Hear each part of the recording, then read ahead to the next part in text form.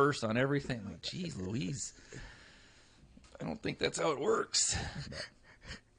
One thing I noticed too, my wife and I get pretty critical of a lot of shows, is I always point out whenever you see a scene where it's taking place in the car, people are driving, and when I see the gear selector in park, I like lose my mind. I'm like, come on, do better. Like, in your production, at least put the stupid thing in drive. Yeah, that's where your technical director should be. Cut. It's in drive. Now everybody's going to notice, like, he's right. It's in drive true. All the time. Okay. And basically what they do is they're on the back of a flatbed truck, and there's then there's somebody with a camera either mounted on the hood of the car or driving along with them, or on a boom or something like that. Well, that somebody had to put it in drive and fly off the truck. Yeah. They got it up there. Yeah. I mean, you put your emergency brake in, put it in drive, and then shut the engine off. I mean, it's simple enough. What about... Okay, he said, how's your Thanksgiving? And I said I watched back-to-back FBIs.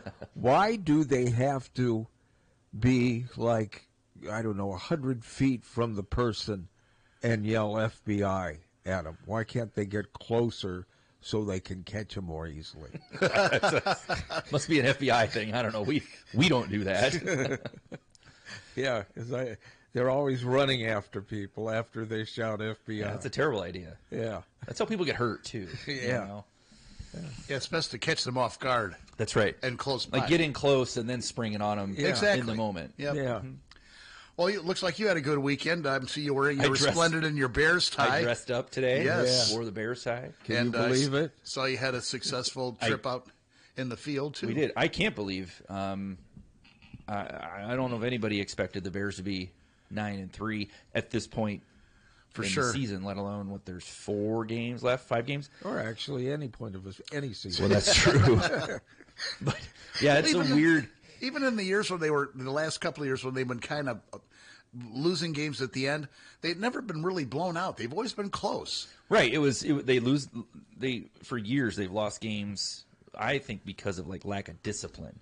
A lot of games that turned on one penalty completely changed the outcome of the game, whether it was a offsides penalty at the wrong time or most of the time it was a pass interference that put the ball down at the 2. And all those come back to discipline. It's lack of discipline on your. I believe in discipline. I run this. Yeah, I can tell. Yeah, it's like a gulag here. But and then who'd have thought the Chiefs would be fighting for their lives right now too. It's just a weird year.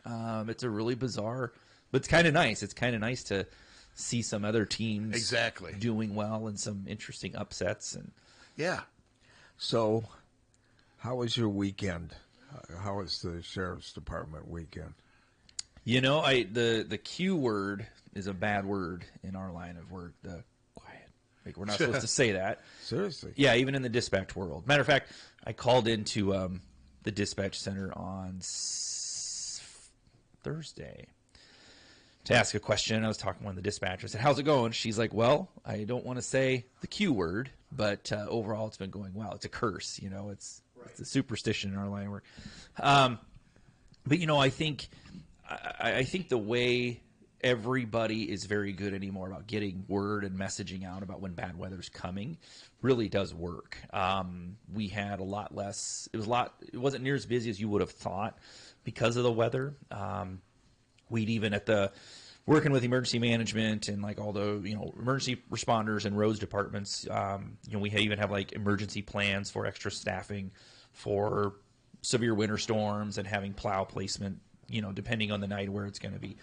And we had that plan in place, but then by the way the storm was looking and the time is going to be moving out on Saturday, they wound up pulling those teams at 11 o'clock and going back to normal operations. Yeah. You always – I was telling my family about this over the weekend. For some reason, east of Dodge Street to about almost like the West Liberty exit, for some reason that 10, 15-mile stretch of interstate is just historically had a higher number of crashes and stuff happen. Yep. I don't know what it is. I don't get it either, but it's I mean, but in any weather too. Yeah, and that even though we didn't have we weren't overwhelmed by any means. That tended to be where we saw kind of the higher number of incidents. There was the semis that went off. For some reason, that even like Prairie du Chien overpass to east of Dodge Street, for some reason, that little, like almost like the Bermuda Triangle. Well, there's a couple of hills, not big ones, but and if you're going fast or you're trying to accelerate up a hill, that's when that happens. And I saw a couple of trucks off the road Saturday afternoon, just east of Highway 1, the interpass or the intersection there. Yeah, and those tend to be where, if something's going to happen, it tends to be that little area for some reason. Or because of this, the amount of traffic is around like the 237, from the Tiffin Rest area to the interchange. But I think that's just more kind of a law of numbers. You have a choke point for traffic. You're just going to have more stuff there. But no, overall, it was actually a relatively, what's another word for the Q word? It was a manageable week. There you go. And even on the jail side, I stopped in the jail yesterday morning. There were only 4, I think, for initial appearances. So Saturday night was a very, very slow night, too. But I think at the end of the day, it was, people are with their families, but also just the snow keeps people home and away from other people. I was really surprised to check in the interstate cameras during the day Saturday, how few people were out on the road. It actually started to pick up at night when the snow dissipated, but during the day, I mean, people, and I checked like 380 and 80 and 218 and all where the DOT has their cameras, and it was pretty quiet. I mean, you guys posted a picture of an Amazon truck that had slid and blocked both lanes of I don't remember where it was. Right out there by Tiffin. Okay, yeah.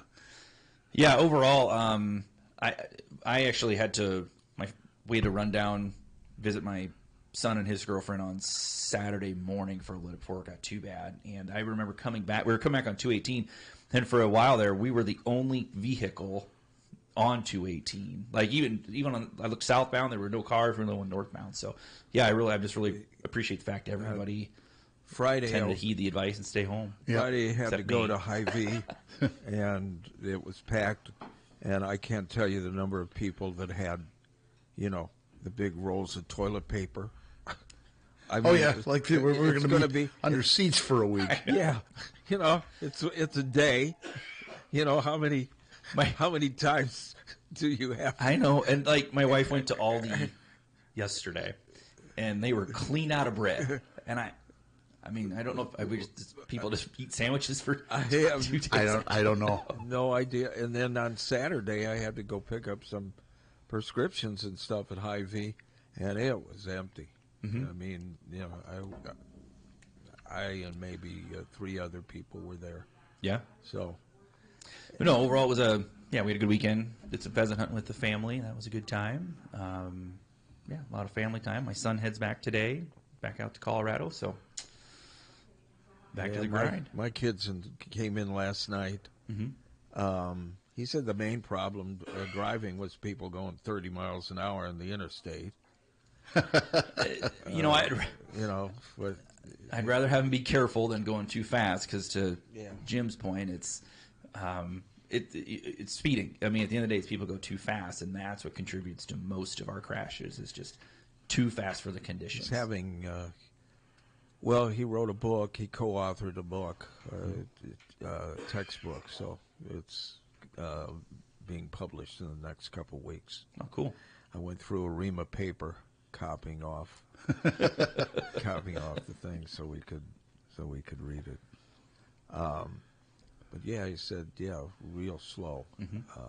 Other than that. Oh, so he drove? Yeah. Oh, wow. Yeah. Well, it's either that or having to take your shoes off or something, I guess. I don't think they do that anymore. They don't do that anymore. But it is a huge travel weekend for the airports. Yeah. I'd rather. He drove, and then he'll go back on Wednesdays. And my daughter and son-in-law drove in from Colorado earlier this week or last week, and they left Friday morning, and they just saw all they got was a little rain. They didn't have the snow that we have here in the Denver area. So, well, my son, he was supposed to fly back yesterday evening, and delays and gate changes, and eventually he came back home, spent the night. He's flying back today. Yeah. So Well, it's December. It's the holiday season. What are you guys on the search for? This I know there's a lot. There is a lot of fraud crap especially on the internet, and not just Twitter, but Facebook is rife with it. I've turned in like 3 things that I absolutely knew were fake. Like you can get this $4,000 furniture set for $39, and the company, even if you go to the company page, they say this is fake. I turned it into Facebook, and Facebook said it didn't violate any of their community standards. You got to be careful with the Amazon ads that say 90% off, because it's not, Amazon usually doesn't do 90% off. No, they're not. It's fake. Yeah, and it's so hard for us, especially like with the furniture thing, for example. There's nothing we're going to be able to do about it. I mean, it really comes back to a lot of it's on the consumer to be wary of those things and do their shopping with a credible source. What worries me more is I saw some of this going around over the weekend, where they'll get like a text that looks like it's from their bank, some sort of significant account activity. And, no matter what, the bank isn't going to do that kind of thing on a holiday or a Saturday or a Sunday. So first of all, if it's outside normal banking hours, like, you're not going to be hearing from them.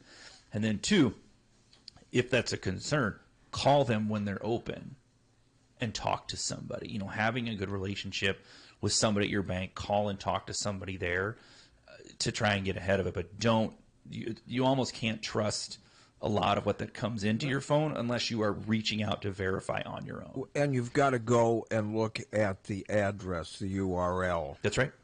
Yeah, because maybe a small mistake in the spelling. Yeah, like mine was U.S. Bank with 2 Ks at the end. Yeah, see? Crap like that. But the email address. They use the logo perfectly, and it looks like it's something, Yeah, I mean, these individuals, they're very good. They can make these emails look just like they are coming from a trusted sender.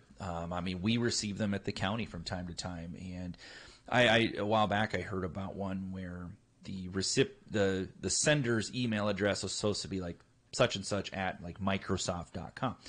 But you had to look really close. Microsoft wasn't spelled with an M. The R and an N were put close enough together. At a quick glance, it looked like an M. So you really do have to be careful. By the way, North I-380, there's an accident backed up towards Cedar Rapids, about 3 miles. Yeah, everybody's trying to get back to work. Yeah, there's a lot of traffic this morning. Yeah, so be careful if you can avoid it. Again, North I-380, an accident. It's backed up about 3 miles towards Cedar Rapids. The other, speaking of what's on the radar for us, next weekend is start of deer season for gun season in Iowa. So timbers will be full of orange vests and hunters. We always get complaints about trespassing, whether or not they're valid or not, or concerns about it. So, on the one hand, it's the message for hunters: be mindful of fence lines, know where you're at, don't trespass. However, it is legal for a hunter to pursue wounded game onto somebody else's property. So it's best if they go, let somebody know and hey, heads up, I'm going to go over here and drag my deer out. But yeah, hunters can go on to other property in the pursuit of wounded game. Like if they shoot a deer, it jumps the fence, dies in the neighbor's timber, they can go get it and drag it out, that kind of thing. So yeah, we always get that. It's just a seasonal reminder to be safe. They have to wear orange, be mindful of where they're shooting, but also of any. And technology's made it a lot easier. There's On X is a perfect example of an app. I have it on my phone where you can look who owns the property, where are the property lines. You can pick your location, see where you're at. So you have a real good digital way of knowing exactly where you are and if you're on the ground you have permission for, or if you shouldn't go across the fence. Okay, we've got here our 10 acres. Since 2001, can't have firearms because we're a federal installation, so you can't come here and shoot at us, even though a lot of them just, I guess, nice. I don't know why. Maybe we should start wearing orange vests. You should. You should. No, that's coming. Winter's what still?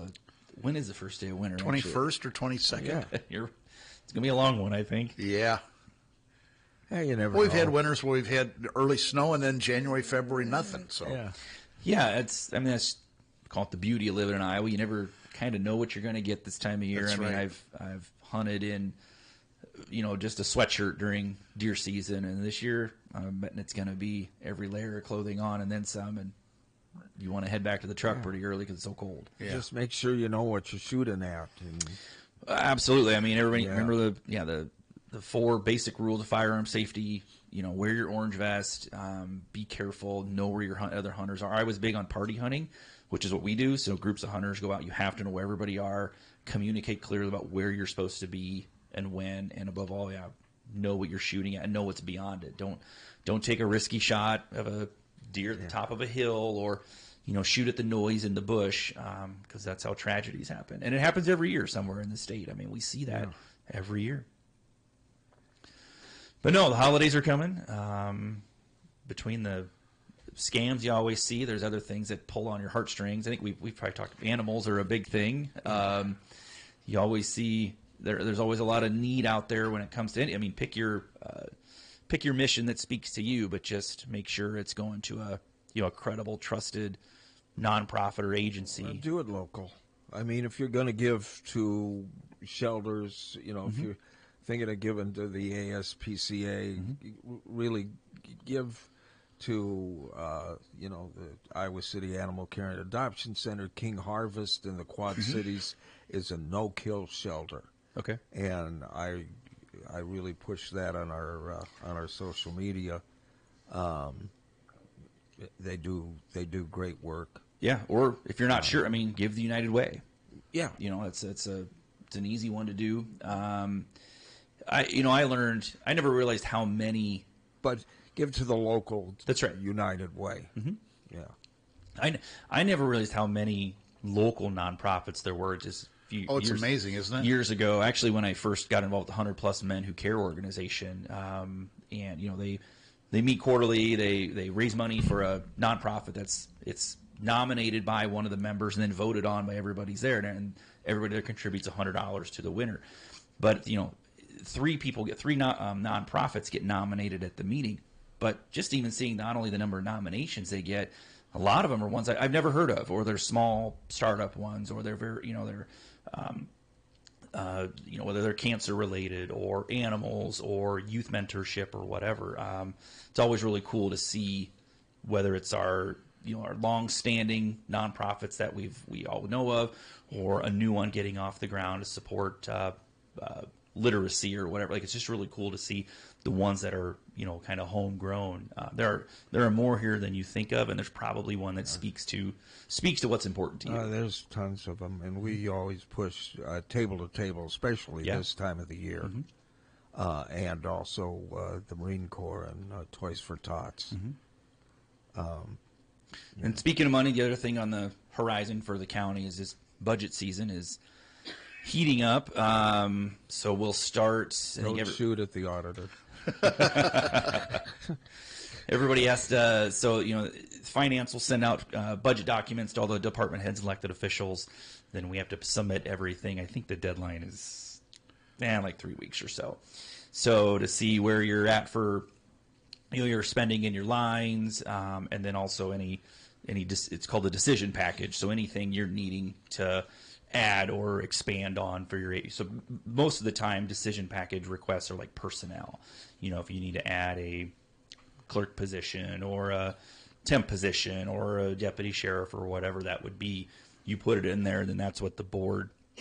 They'll go through and vote on those over the course of the budget cycle. So they go through everybody's decision package items and vote on them one by one and kind of thin the herd, and also having to keep in mind how much money is available for union negotiated wages, what are insurance costs going to be for the coming year, So it's a little bit of prediction they have to kind of make, but have that all hopefully wrapped up by usually February on our end is about when we're done, and the budget they vote on it I think in March to fully be ultimately certified. And I saw that Move on in same July. thing done on Sheriff Country.